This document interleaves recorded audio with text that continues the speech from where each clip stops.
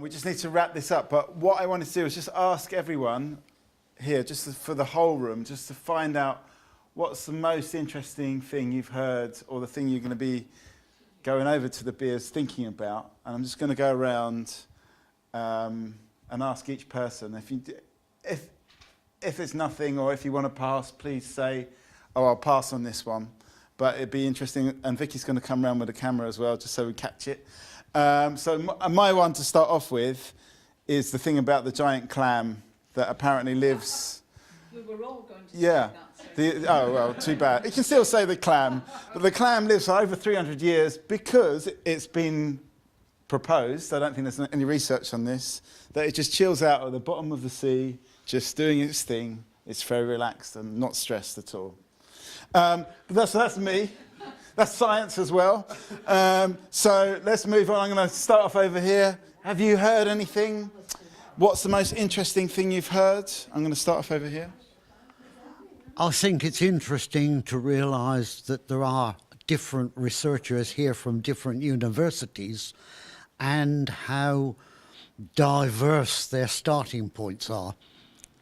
Okay. Have you heard anything interesting? I think it was interesting. We were discussing about there possibly being too much specialism in research and the idea about different groups needing to come together more and have a broader overview of things. Okay. We were discussing quite a lot about quality of life and ageing and how to age well. Okay. Well, this is nice and short and sweet. That's how we like it. We were talking about the difference between chronological age and health span and how those can be fundamentally different. So even a very old person who's looked after themselves well can have a young health span. Okay. Yeah, same for me, that the distinction between aging and your biological age. That was an insight. It was interesting for me how people think it helps actually to age them well, and how they react, how muscles they age, how exercise can help them to age well. Okay. It was interesting to see us discuss about a good work-life balance and how that can help slow down the progression of ageing, potentially. But yeah, there's been a lot of discussion on all the tables about this, about the work-life balance. We discussed the advantage of meditating and mental health in ageing. Okay, that was something that we've heard a bit as well around the place. Yes, I think food-wise, I think it's very important, and as well exercise as well, look after yourself, that kind of thing, yeah. Yes, I was very much interested in using, let's say, meditation or thing to improve our mental health and possibly our body and mind, and also something very interesting about hydrogen peroxide. So I'm going to go and turn myself into a blonde, and hopefully I'll live longer. Okay. Looks like you might have already started. Anything you've heard that's been interesting? I think it was quite interesting for us all to sit around. Normally when I start talking about my research, everybody glazes over and tries to think of something else to do. I'll catch you all later. From my point of view, from their personal experience, that Tai Chi is a great exercise, and that to try it. Okay. What was interesting was mixing up of all ages, that, you know, all people should not be kept separate from society. They want to meet new people, all sorts of people, not just, you know, being left alone. Mix the generations. Yeah, absolutely. Yeah. So for someone who works in policy and social sciences, I found all the medical and the biological stuff really interesting, because I don't normally come across that. Okay, anything in particular? Well, the worms and the worms and the worms and the muscles, the muscles, the worms and the muscles. Yeah. And the neurological things. Yeah. It's been a whole can of worms, as we say. Okay. I just found it really interesting that one of the stressors that they're using here is burning worms. Okay. We're all going out and looking for worms. I always find it interesting hearing what other research is doing, what the younger people are doing, and I just like coming out and mixing with other people, whatever they're talking about. Okay, so it's good just to find out what people are doing. Okay, and excuse me, Vicky, let me just come around. Hello. I was going to sing there. Well, maybe we need a quick song to finish off. Yeah, it's amazing to think that research that's being done on worms that live for only 18 days could help future generations and could be beneficial when my daughter gets to my age. A little worm that you're working on now could help her to have a longer and happier and more healthy life. Thank you for giving us all your information. We live in hopes for the future. Thank you. Okay, Claire, burner of worms. I really enjoyed hearing how active you ladies are and how interested you are, and that ageing is just a state of mind, and it's been really nice. Okay, right, across the divide, the empty bit in the middle. I'm rather listening to how the scientists evaluate genetic changes and what they're going to tell us about aging and about the things that we associate now with aging, like Alzheimer's, diabetes, dementia.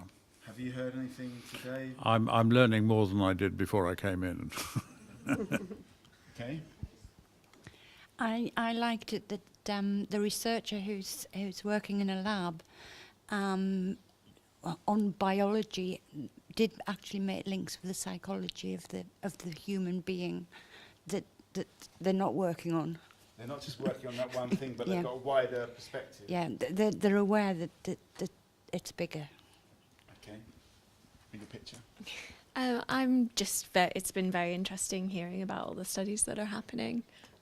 Okay. Yeah. Any particular study that you thought was interesting? No, they were all really good. They're all in different areas. And it's been really interesting to hear about them and hear how they possibly will benefit people in the future. And one's already benefiting people, or should be hopefully benefiting people quite soon. So coming to a clinic near you.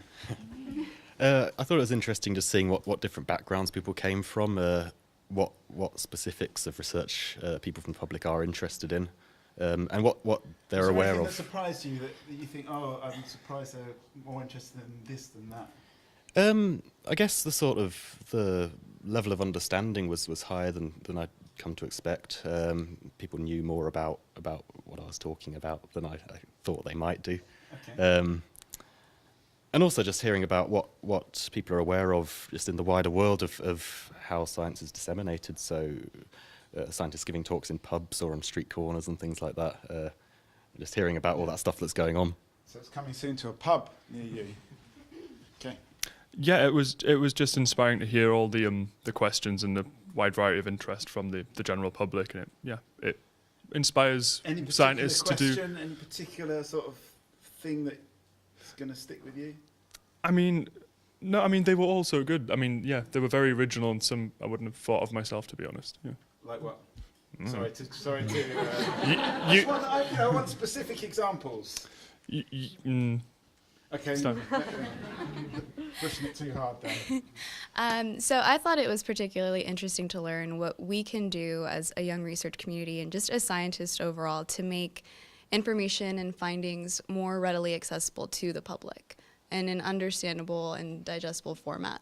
Have you got any ideas about how you could Yeah, so there was an example given with regard to maybe like a pub crawl type thing where there are talks given in pubs so that people are in a relaxed setting while also enjoying science. Science in pubs, could it work? Yeah. Okay. I was really interested to hear more about the types of research that are being done into ageing, and these guys have a variety of researchers, so it was really interesting to hear more. About the breadth of research, or what was it that surprised you? What I liked was the blue fruit fly with the blue brains, the Smurfs. Okay, Smurf-like fruit fly can help us understand about ageing. Right, final table. Okay. When I was here last, they were talking about Nigel Farage. You were talking about Nigel Farage. I didn't bring it up, I promise. Will he live longer now that he's retired? Was the question. Anyway, but that's for the drinks over there. Right. Okay, final comments? Anything that's stuck in your mind? No, I think no comments right now. Okay. I enjoy talking about the challenges of getting some quite complex scientific findings across to the members of the general public. And have you, as any particular way that you think that might work? How do you get these complicated things across? If I knew, I'd be doing it. Okay. Well, I think the thing I find the most interesting is that all of us agree that the happier you are, the longer you live, but there is no scientific background on it. Yeah. Like someone that has tried to find a hormone or something that when you are happy, you produce more or something like that. So in a way, there's that enigma of what that happiness and longevity really means. I think it is interesting thinking about how people work on worms and flies and how that then translates into mice and then into humans. That's so difficult to understand. I think talking about it all together has really brought me some insights, as well as hopefully you guys as well. And I also think it's very interesting how ageing seems to transcend boundaries so much that we were discussing whether or not now Nigel Farage would live longer now that he was retired. So even political boundaries. Okay. I thought it was just really good to get perspectives from other members of the community about what they think is important about ageing, and that really is important to inform scientists about and give us some ideas actually to sort of to go on and work on, and also just to think about like how, if you keep an active mind and if you're interested and passionate about subjects, about whether or not that affects your ageing. So what do judging by this public here, what do they find important? I think like basically just trying to find, well, I think everyone wants to find a cure for ageing before, yeah. I just find the interaction between, as Jenny was saying, with that, if you've got a healthy outlook on it, are you going to live longer? But then there's, we were talking about, there's so many sayings like, you know, the mean person never dies, or the creaking gate is always the one that lasts. So there's so many of these things that seem to negate that, but at the same time I still think that if you've got a good attitude to it, then it's gonna, there's some key there. So maybe some research on attitudes.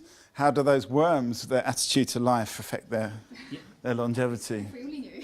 If only we knew. Yeah, as all, and you've just said it, I'm fascinated by how important worms, fruit flies and mice are into this research. I really am. And the other thing is, I am very reassured by how many clever young people there are in this room. So it's up to you to solve these problems. Clever young people. Okay, that's it. Dave, you're going to have a final. Mikey, Sorry. Ken, sorry, Ken. This group, the original members of this group benefited largely by doing the two surveys separate in reverse order, because we did the thing about talking about individuals' research, and I think we benefit much more by getting to know the people who were involved with the research in the first session, so that on the second session, when we were joined by several other people, we could get down to the nitty-gritty of working out why some people looked so much older than others.